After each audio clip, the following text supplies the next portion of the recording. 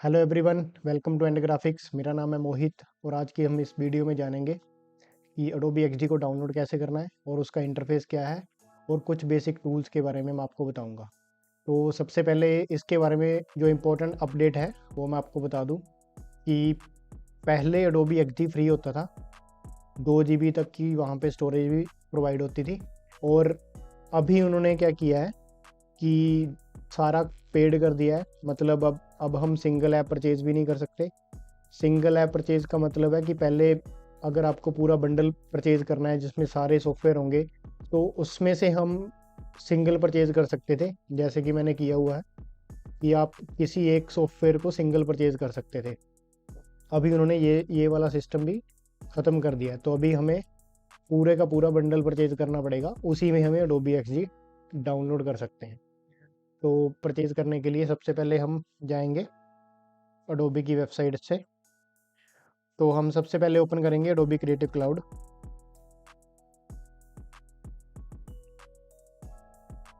यहाँ से आप कंट्री चूज़ कर लो और उसके बाद आप प्लान्स पे क्लिक कर लो और यहाँ पे आप कोई भी जो आप प्लान लेना चाहते हैं उसके अकॉर्डिंग आप चूज़ करके उसको बाय कर सकते हैं। तो ये तो था पेड वाला वर्जन।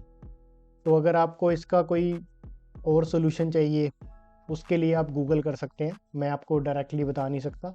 या फिर आप वीडियो के नीचे कमेंट करना तो मैं आपको वहाँ पे रिप्लाई कर दूंगा, या मैं आपको उसका डायरेक्ट लिंक भी भेज दूंगा। इसको इंस्टॉल करने के बाद जो हमारा Adobe XD का इंटरफेस आएगा उसके बारे में आपको बताने जा रहा हूँ। तो नेक्स्ट है, जब हम Adobe XD इंस्टॉल कर लेते हैं उसके बाद हमारे पास कुछ ऐसा इंटरफेस आएगा, आप मेरी स्क्रीन पे देख सकते हैं। तो सबसे पहले तो यहाँ से हम न्यू फाइल ले सकते हैं और यहाँ से फाइल को ओपन कर सकते हैं। उसके बाद हमारे पास 4 तरह के यहाँ पे बाय डिफ़ॉल्ट जो फाइल के साइजेस दिए होते हैं। तो सबसे पहले तो मोबाइल ऐप्स के लिए इसमें आईपैड भी है और मोबाइल ऐप्स भी है। दूसरे नंबर पे वेब का है। तीसरे नंबर पे इंस्टाग्राम की स्टोरीज़ का है, या कोई भी फेसबुक की पोस्ट होगी, ट्विटर की पोस्ट होगी, या यूट्यूब की वीडियो का बैनर है, या जिसको हम यूट्यूब थंबनेल भी बोलते हैं। उसके बाद हम कस्टम साइज़ भी सिलेक्ट कर सकते हैं, जिसमें आप हाइट और विड्थ यहाँ पे ऐड करके एंटर हिट कर दो तो हमारी फ़ाइल क्रिएट हो जाती है। तो हम लोग स्टार्ट करेंगे वेब के साथ। वेब पे क्लिक कर देता हूँ तो यहाँ पे हमारे पास 1920 1080 का एक आर्टबोर्ड आ गया। तो उसके बाद हम सबसे पहले बात करेंगे फ़ाइल को सेव करने के बारे में। तो अगर आपके पास पेड वर्जन है फिर तो आप फाइल सेव करोगे क्लाउड पे। ऐसा नहीं है कि अगर आपके पास पेड वर्जन है तो आप लोकल पे फाइल सेव नहीं कर सकते अपने कंप्यूटर पे, वो भी हो जाएगा। उसमें आपको दोनों ऑप्शंस मिलती हैं। तो अगर आपके पास क्रैक्ड वर्जन है उस केस में आपको लोकल पे ही फाइल सेव करनी पड़ेगी। तो मैं आपको सबसे पहले फ़ाइल सेव करनी बता देता हूँ। फाइल पे जाना है, सेव एज लोकल डॉक्यूमेंट करना है। उसके बाद आप कोई भी फ़ोल्डर बना लो, जैसे मैंने इंट्रोडक्शन का फ़ोल्डर बना रखा है। तो यहाँ पे इसके अंदर है टूल्स एंड इंट्रो। तो इसके अंदर मैंने एक फ़ाइल बना रखी है टूल्स एंड इंट्रो के नाम से, तो मैं इसी को रिप्लेस कर दूँगा। ये होगी हमारी फ़ाइल सेव।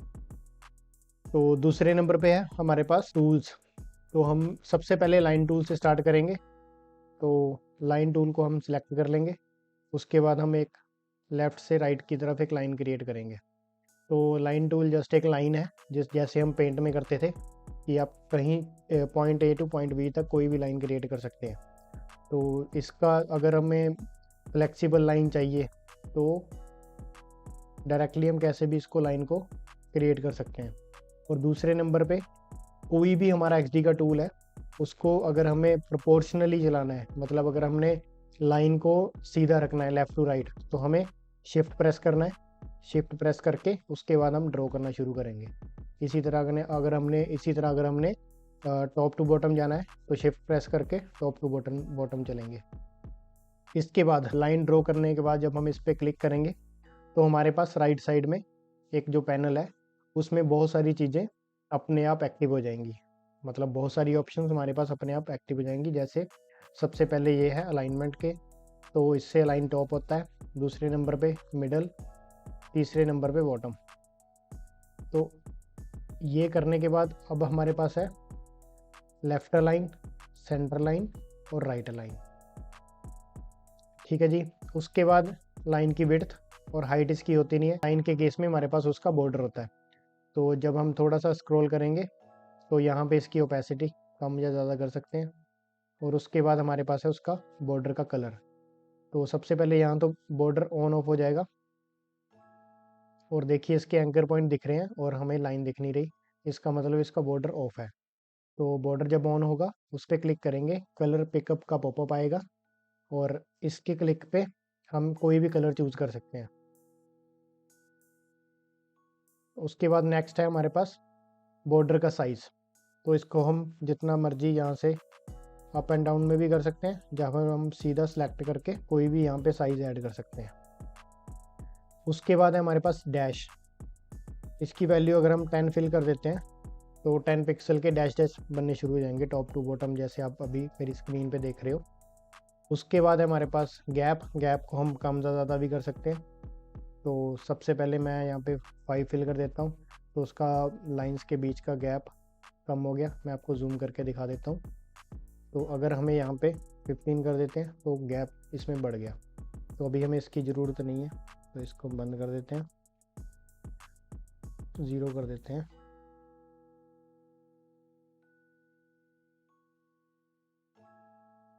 तो नेक्स्ट है हमारे पास नेक्स्ट ऑप्शन है, ये सारी ऑप्शन डिसेबल्ड है, मतलब ये इसके लिए नहीं, इसके ऊपर काम नहीं करेंगी। तो नेक्स्ट ऑप्शन हमारे पास है, सबसे पहले है बट कैप जो बाय डिफ़ॉल्ट होती है। दूसरे नंबर पे हमारे पास राउंड कैप। अब राउंड कैप पे जब हम क्लिक करेंगे तो इसके कॉर्नर आप देख रहे हो राउंडेड हो जाएंगे। तीसरे नंबर पे है हमारे पास प्रोजेक्टिंग कैप। तो प्रोजेक्टिंग कैप के साथ हमारा जैसे राउंड कैप है वैसे ही प्रोजेक्टिंग कैप है, लेकिन इसके कॉर्नर राउंडेड नहीं होते, ये सिंपल प्लेन ही रहते हैं। इसको हम बहुत रेयर यूज़ करते हैं, मैंने तो कभी किया ही नहीं यूज़, तो हम मोस्टली पहले दो वाले ही यूज़ करते हैं। ये थी छोटी सी एक्सप्लेनेशन लाइन टूल की। अब मैं इसका आपको यूजेज बता देता हूँ कि ये यूज़ कहाँ होता है। फॉर एग्ज़ाम्पल मैं गया गूगल क्रोम पे, और यहाँ पे मैंने ऑप्शन पे क्लिक किया। उसके बाद मैं जाऊँगा सेटिंग्स पे। सेटिंग्स के बाद जाके मैं चला गया सर्च इंजन पे। तो सर्च इंजन के बाद यहाँ पे एक ऑप्शन है manage search engine and site search. इसके क्लिक पे नीचे ये लिस्ट आ रही है, यहाँ पे मल्टीपल ऑप्शंस हैं। तो इनको सेपरेट करने के लिए उन्होंने क्या किया है, लाइन को ड्रॉ कर रखा है। तो ये इसकी एक लाइव एग्जांपल है कैसे हम इस लाइन को कहाँ पे यूज़ कर रहे हैं या डिज़ाइन में कहाँ पे यूज़ कर रहे हैं। तो ये तो हमारा हो गया लाइन टूल। अभी आगे इसके साथ और भी जो चीज़ें रिलेट करेंगी या इसके साथ जो काम हो सकता है जब हम प्रोजेक्ट पे काम करेंगे उस टाइम मैं आपको बता दूँ। नेक्स्ट है हमारा रेक्टेंगल टूल, जिसकी शॉर्टकट की है आर। तो आर प्रेस करेंगे तो रेक्टेंगल टूल अपने आप सेलेक्ट हो जाएगा। तो जब हम लेफ़्ट टू राइट ड्रॉ करना स्टार्ट करेंगे तो हमारे पास एक बॉक्स बन के आ जाएगा। तो इसको ड्रॉ करने के लिए लेफ़्ट टू राइट आपको सिर्फ ड्रॉ करना है, तो ये बॉक्स बनना शुरू हो जाएगा। और ये थोड़ा फ्लेक्सिबल होगा, इसकी हाइट विड्थ फ्लेक्सिबल होगी। तो अगर हमें प्रोपोर्शनली चाहिए, मतलब हाइट और विड्थ हमें सेम चाहिए, तो आप शिफ्ट प्रेस करो और ड्रॉ करना स्टार्ट कर दो। तो ये हमारे पास प्रोपोर्शनली फिट आ गया, जिसकी हाइट और विड्थ इधर आप देख सकते हो, हाइट भी और विड्थ भी। जो हाइट है वो भी 300 है और विड्थ है वो भी 300 है। तो इसके बाद इसके लिए भी हमारे पास सेम ही है जैसे लाइन टूल के साथ था। जब हम इस पर क्लिक करेंगे राइट साइड पे बहुत सारी ऑप्शंस एक्टिव हो जाएंगी। तो अगर हम रफ क्लिक कर देते हैं तो ये सारी देखो डीएक्टिवेट है या डिसेबल्ड है। तो इसके ऊपर हमने क्लिक किया तो सबसे पहले अलाइनमेंट्स, इसको भी हम आर्टबोर्ड के साथ कहीं भी अलाइन कर सकते हैं, सेंटर, बॉटम या लेफ़्ट, सेंटर और राइट। तो हम इसको फ़िलहाल के लिए इधर रख लेते हैं। तो ये तो है हमारा रेक्टेंगल टूल। इसके बाद यहाँ पे अंदर जो हमारे पास एक पॉइंट्स आ रहे हैं, ये डॉट्स आ रहे हैं अंदर की साइड। तो जब हम इसको पकड़ के ड्रैग करेंगे अंदर की ओर तो इसकी जो रेडियस है, जो कॉर्नर है इसके, वो स्मूथ हो जाएंगे। तो इसको हम रेडियस बोलते हैं। इसकी ऑप्शन इधर आ रही है, अगर राइट साइड में इसकी ऑप्शन देखनी है तो यहाँ पे हम फिल करके भी इसको चेंज कर सकते हैं। हमने 5 रख लिया और या हमने 15 कर दिया, ठीक है जी। तो इसके कॉर्नर हमारे पास स्मूथ हो जाएंगे। और इसी के साथ हमारे पास राइट साइड में ऑप्शन है, जब हम इस पर क्लिक करेंगे तो सारी वैल्यू सेपरेट आ जाएंगी। तो ये एक तो ये क्लॉकवाइज चलता है, टॉप, राइट, बॉटम और लेफ्ट। तो पहली वैल्यू टॉप से स्टार्ट होंगी, टॉप लेफ्ट से। तो ये है हमारा सबसे पहली वैल्यू, मान लो हमने 50 रख दी। सेकंड वाली वैल्यू हमने 10 कर दी, तो आप इधर इस साइड देखते रहिए। और थर्ड वाली वैल्यू हमने फिर से 20 कर दी, और जो लास्ट वैल्यू है हमने मान लो 5 कर दी। तो इसमें अब मैं आपको जूम करके दिखा देता हूँ, और अभी आपको समझ आ गया होगा कि यहाँ से रेडियस अलग अलग सेपरेट हो जाती है। तो वैसे तो हम प्रोजेक्ट्स में ऐसे हर एक की डिफरेंट नहीं रखते, या तो हम किसी दो की रखते हैं, या हम सिर्फ एक की रख सकते हैं। तो वो डिज़ाइन पे डिपेंड करता है। अगर हमने किसी सिंगल एंकर पॉइंट की या सिंगल साइड की रखनी है, तो हम ऑल्ट प्रेस करेंगे। ऑल्ट प्रेस करके किसी भी एक एंकर पॉइंट को अंदर की तरफ ड्रैग कर देंगे। तो इससे क्या होगा, इससे हमारा एक साइड का जो हमारा एज था या कॉर्नर था वो स्मूथ हो गया, बाकी सारा एज इट इज़ रहेगा। तो इसके बाद अब इसकी नेक्स्ट ऑप्शंस है फिल की। फिल में हम कोई भी कलर फिल कर सकते हैं, यहाँ से कलर पिकर से। दूसरे नंबर पे आता है इसके साथ बॉर्डर। तो बॉर्डर भी हम किसी भी कलर का कर सकते हैं। तो इसके बाद इसका बॉर्डर का साइज़ वो मैंने पहले ही बता दिया है, कोई भी हम इसका साइज़ ले सकते हैं। अब इसके साथ हमारे पास बॉर्डर के साथ बहुत सारी चीज़ें और भी ऑप्शंस एक्टिव हो गई। तो सबसे पहले बॉर्डर इनर स्ट्रोक है, अंदर की तरफ है। दूसरे नंबर पे बाहर की तरफ होगा, देखो जब मैंने इसको चेंज किया तो वो बाहर की तरफ चला गया। तो तीसरे नंबर पे सेंटर पे होगा। सेंटर मतलब जब मैं इसको फिल करूँगा तो वो दोनों साइड से इंक्रीज होगा। उसके बाद तो सेम है, बट कैप है, या बट कैप कर लो। उसके बाद हमारे पास राउंडेड कैप है या प्रोजेक्टिंग कैप है। तो इसका इस पर कोई असर नहीं होगा क्योंकि ये कनेक्टेड है।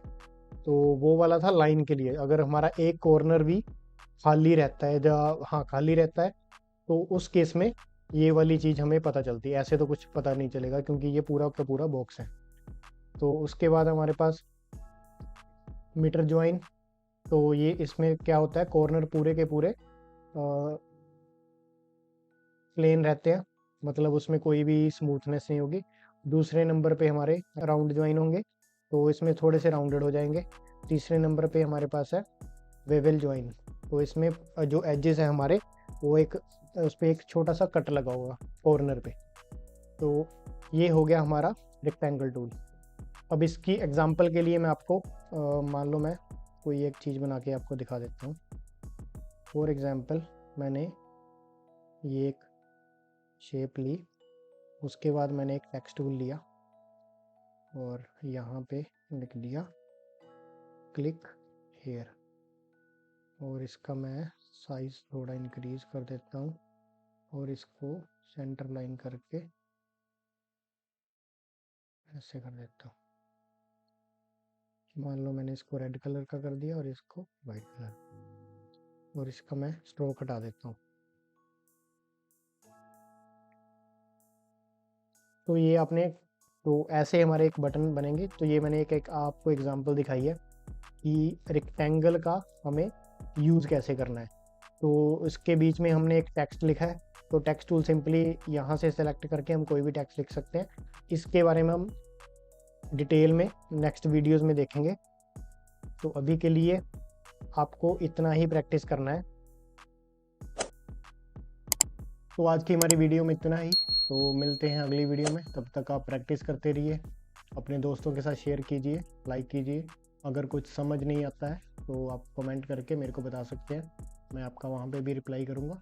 और मेरा इंस्टाग्राम हैंडल है एंड्स ग्राफिक, तो वहाँ पे भी आप मुझे फॉलो कर सकते हो। Thank you.